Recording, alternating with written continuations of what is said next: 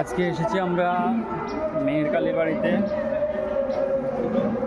প্রদক্ষিণ করতে। ঠাকুর কথা ভালো আছেন? হ্যাঁ, ভালো আছি। ভালো আছেন? হ্যাঁ, জয় মা মেহেশ্বরী। আপনার কাছে তো পূজা দিয়েছিলাম গতবার। হ্যাঁ, আমি প্রথমে খুঁজছিলাম আপনারে, তুই সেক্রেটারি। আমি ভাবছি আপনি মনে হয় নাই আজকে। আজকে আমরা পূজার জন্য এসেছি শ্রী শ্রী মেয়ের কালী বাড়িতে।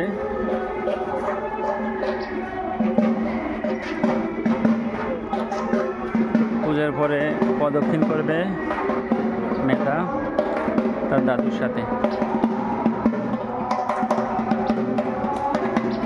ঠাকুর মশাই পূজার ব্যবস্থা করছে।